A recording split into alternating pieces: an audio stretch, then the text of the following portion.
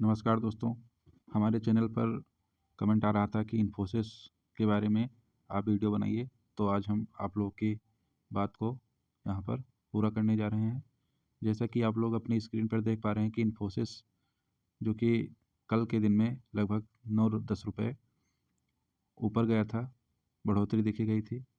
तो इसमें लगातार कुछ दिनों से लगातार गिरावट देखी जा रही है, जिससे निवेशकों में डर का माहौल बना हुआ है। लगातार स्टॉक नीचे की तरफ जा रहा था, लेकिन कल के दिन में हल्का मूवमेंट देखा गया है ऊपर की तरफ। तो ये गिरावट क्यों दिखी जा रही है, आज हम इसी के बारे में चर्चा करेंगे। अगर हम पिछले 5 दिनों की बात करें तो स्टॉक ने लगभग 3.5% की गिरावट देखी गई है। और इसके बाद में अगर 1 महीने की बात की जाए तो बहुत बड़ी गिरावट देखी जा रही है, लगभग 20% की गिरावट, जो कि काफ़ी हद तक ज़्यादा बड़ा गिरावट माना जाएगा। हालाँकि ये गिरावट सिर्फ इन्फोसिस में नहीं है, और भी कंपनियाँ हैं जैसे टीसीएस, एचसीएल, इनमें भी लगातार गिरावट देखी जा रही है। जैसा कि आप लोग देख पा रहे हैं अपने स्क्रीन पर कि टीसीएस में भी 1 महीने में लगभग 16 से 17% की गिरावट देखी गई है। इसके बाद में हम एचसीएल को भी दिखाना चाहेंगे। एचसीएल के भी शेयर में कल के दिन में आप लोग देख सकते हैं कि कल के दिन में लगभग 8 से 9 रुपए के बीच में यहाँ पर अप मूवमेंट दिखाया गया था। इसके बाद में हम 1 महीने की जो बात करें तो 1 महीने में कंपनी ने लगभग 18% की बड़ी गिरावट देखी गई है। तो ये तो आप समझ ही गए होंगे कि लगातार आईटी सेक्टर में ये 3 प्रमुख दिग्गज कंपनियाँ हैं, जिनमें 20 से 21% की गिरावट देखी गई है। तो इन्फोसिस में गिरावट की क्या प्रमुख वजहें हैं, हम इसके बारे में आज बताएँगे आप लोगों को।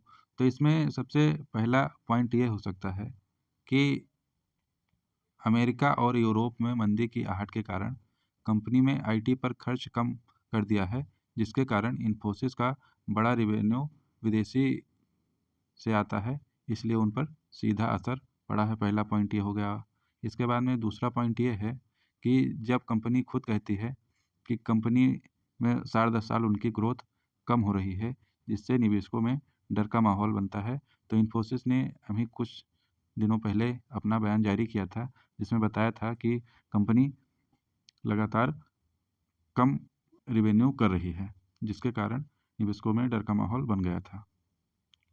तीसरे कारण की बात की जाए तो तीसरा कारण यह है कि मार्जिन पर दबाव, यहाँ पर लगातार बढ़ती लागत और कर्मचारियों को रोकने के लिए यहाँ पर कंपनी के पास इतना पैसा नहीं है।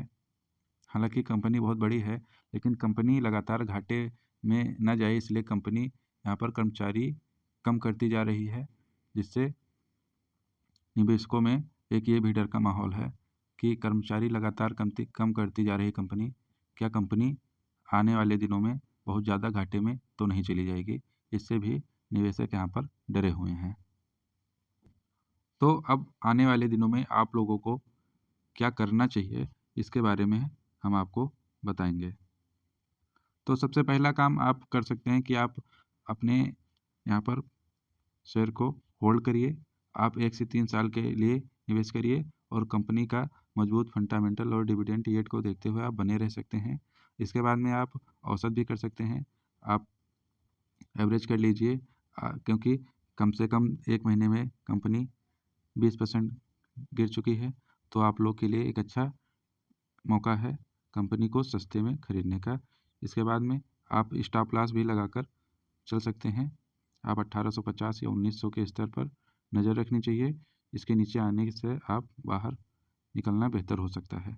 और अगला काम ये कर सकते हैं आप कि अगले क्वार्टर नतीजे तक आप बने रहें और कंपनी का कैसा रिज़ल्ट आता है, इसके बाद में आप अपना निर्णय कर सकते हैं।